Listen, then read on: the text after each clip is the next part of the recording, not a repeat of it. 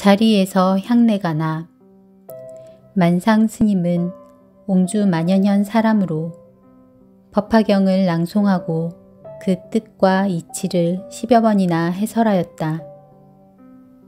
스님이 일찍이 서마 밑에서 법화경을 외우고 있노라니 흰 꿩이 호련히 날아와서 좌우에 엎드리는지라 스님이 손으로 잡아도 놀라서 나부되지 않고 무시로 왔다 갔다 하였다.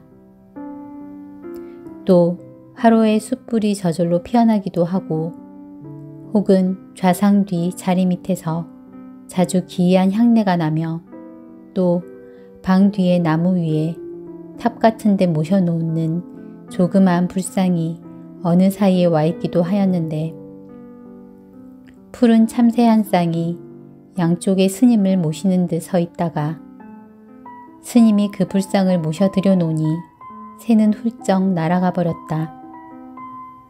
또 스님이 한밤중에 조용히 앉아 있는데 호련 비몽사몽간에 서북쪽 하늘에 굉장히 높고 아름답게 장식한 보탑이 나타나고 동북쪽에서는 7개의 별 속에서 7 부처님이 나오시니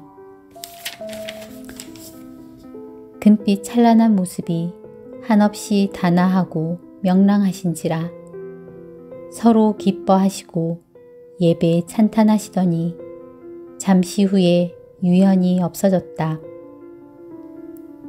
만상 스님은 법화경을 4000여 번이나 외웠는데 입적할 때 제자더러 보현보살의 이름을 부르라 하시더니 갑자기 보현보살이 오셔서 내 오른쪽에 계시다고 하고는 숨을 거두니 나이는 70살이었다. 홍찬 전제팔 법사품 견보타품 호주의 천하상좌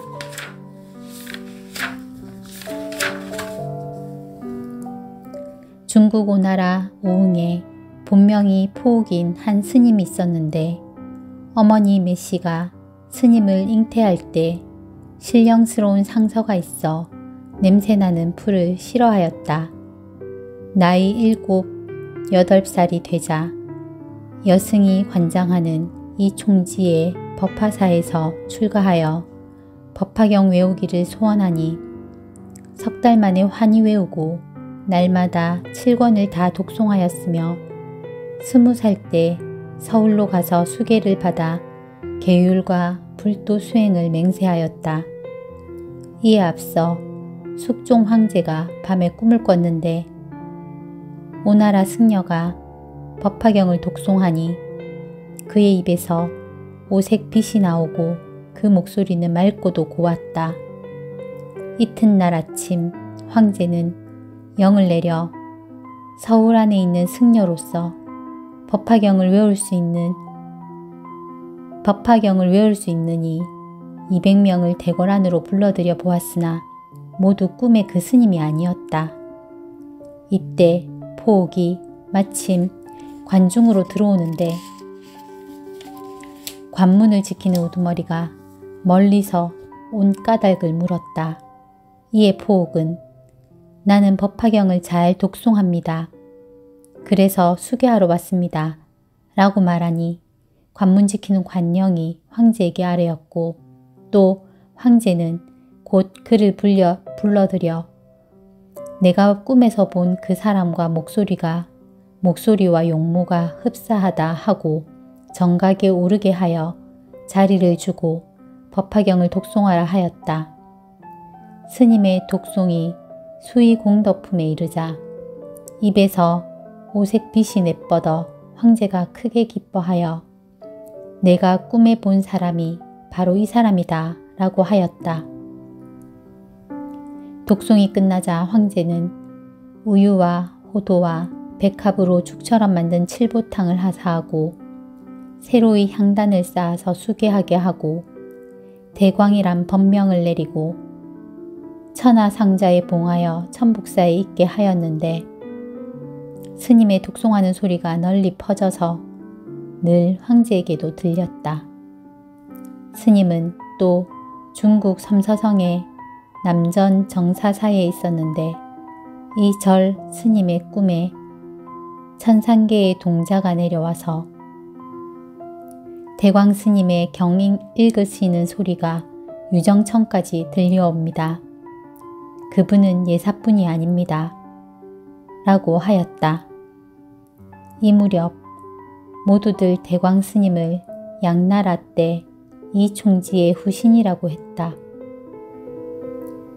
뒤에 스님은 황제에게 청하여 오흥으로 돌아와 있었는데 이때 이신이란 사람이 오흥의 자사로 있었다. 하루는 술에 취하여 지경 도량에 쓰러져 자다가 밤에 깨어보니 흰 빛이 대광 스님의 방 안에 가득한지라. 이상하게 생각한 이신은 문틈으로 스님의 방 안을 들여다보니 스님이 선정에 들어 몸과 마음을 깨끗하고 조용하게 하고 경을 독송하고 있는데 스님의 입에서 흰 빛이 나오는 것이었다. 독송하는 소리가 멎자 빛도 따라서 거두어졌다. 이를 본 이신은 본래 불교를 그다지 깊이 믿지 않았지만은 대광 스님을 깊이 공경하여 친히 비문을 지어 제목을 묵조지경 대덕 신이 비문이라고 하였다. 전에 스님이 황제에게 글을 올려 오흥으로 돌아가기를 청했을 때 황제가 친필 조서인 묵조를 한 통 내렸던 것이었다.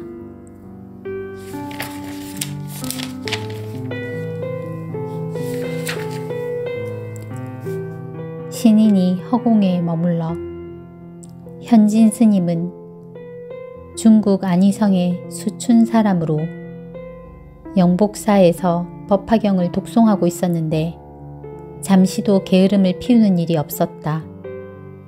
어느 해 가을달이 휘영청 밝은 밤이었다. 스님은 달을 바라보며 낭랑한 목소리로 법화경을 독송하고 있었다. 제7권의 절반쯤 이르렀을 때 옆방에 있는 한 사문이 갑자기 일어나서 변소에 가려고 방에서 나와 뜰에 내려서 보니 밝은 달빛에 엄청나게 큰 사람의 그림자 같은 것이 마당에 비치고 있었다. 무슨 그림자인가 하고 머리를 들어 사방을 둘러보니 공중에 한 신인이 의연히 머물러 있는 것이었다. 사무는 걸음을 멈추고 똑바로 서서 우러러 보았는데 현진 스님의 법화경 독송이 끝나자 신인도 후련히 없어졌다.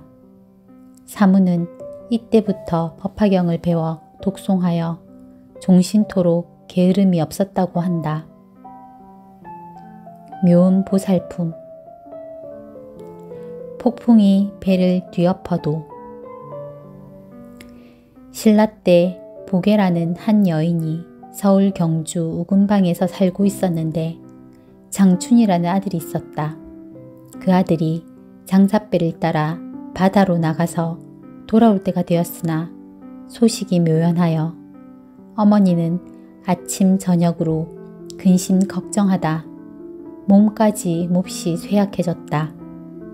그러다가 다행히 관세음보살의 신통한 힘에 의하여 서로 폭풍이 불어 그 배가 표류하여 사람 잡아먹는 흉악무도한 나찰기의 나라에 떨어질지라도 관세음보살의 이름이 부르면 곧 환난에서 벗어날 것이라는 관세음보살의 시연하심을 듣고 곧 깊은 신심이 생겨 민장사의 관세음보살상 앞에서 이래를 기약하고 정성껏 부지런히 기도를 드렸다. 일회째 되는 날 호련히 장춘이 나타나 어머니의 손을 잡으니 어머니는 놀랍고 기뻐서 아들을 얼싸안고 울었다. 절의 스님이 괴이하게 여기고 그 까닭을 물었더니 장춘이 말하기를 제가 집을 떠나 바다로 들어갔다가 갑자기 폭풍을 만나 함께 배에 탔던 다른 사람들은 모두 고기밥이 되고 저만 홀로 널판지를 타고 오나라에 표착했는데 그 나라 사람이 나를 데려다가 종으로 부렸습니다. 하루는 들에 나가 밭을 갈고 있는데 문득 한 기이한 스님이 와서 말하기를 고국이 생각나지 않느냐고 하기에 나는 그의 앞에 꿇어 앉아서 늙으신 어머님이 계시어 사모하는 마음이 간절하다고 하였더니 만약 어머니를 만나보고 싶거든 나를 따라오라 하고 동쪽으로 가기에 나는 곧 뒤를 따라갔습니다. 한 곳에 이르니 수자 스님이 내 손을 잡아 이끄는데 정신이 몽롱해져서 마치 꿈속과 같더니 홀연 우리나라 말이 들리고 내가 이 민장사의 관음상 앞에 와 있었습니다. 이내 우리 어머님인 줄을 알았지만은 오히려 꿈속 같습니다. 라고 하였다.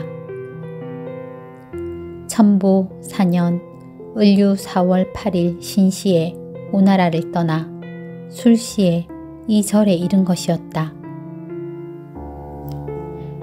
경덕왕이 이 소문을 듣고 깊이 공경하여 전납과 곡식을 후이 내려 영구히 공양에 이바지하게 하고 다달이 8일이면 절에 행차하여 부처님께 예배하여 그 공덕을 찬탄하는 것을 정례로 삼았다. 어머니 보계와 아들 장추는 인근의 청신사와 청신녀들과 합력하여 특별히 금자 법화경 한지를 만들었으며 해마다 봄 3월에 도량을 베풀고 법화경의 미묘하고도 깊은 이치를 강설하여 수행에 정진하고 관세음보살을 공경 예배하여 큰 은혜에 보답하고자 하였다. 민장시기 계림고기략 전홍록 관세음보살 보문품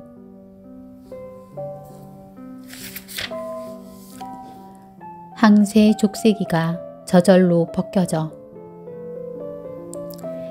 진나라의 장창이 초왕이 되었는데 그는 장사왕과 함께 어떤 일로 하여 죄를 다스리는 관아에 체포되었다.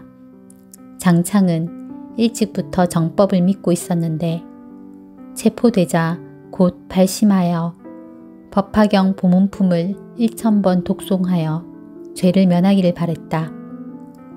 마음에 생각하여 입으로 하는 말이 항세 족쇄가 저절로 끊어지고 부서져서 두 사람 모두 처벌을 면했다고 한다. 개호는 중국 강소성의 사냥 사람으로 옥에 갇혀 죽게 되었는데 사흘낮 사흘 밤을 잠시도 쉬지 않고 꼬박 관세음보살을 부르니 관세음보살이 눈에 보였다. 보살이 빛을 놓아 그를 비추니 형구가 벗겨지고 문이 열리었거늘 개호가 그 빛을 따라 20여리쯤 가자 빛은 없어졌다. 사수관음전 현응록 관세음보살 보문품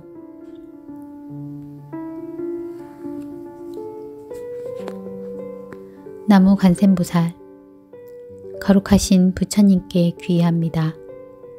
거룩하신 부처님 법에 귀의합니다. 거룩하신 스님들께 귀의합니다. 나무 관세음보살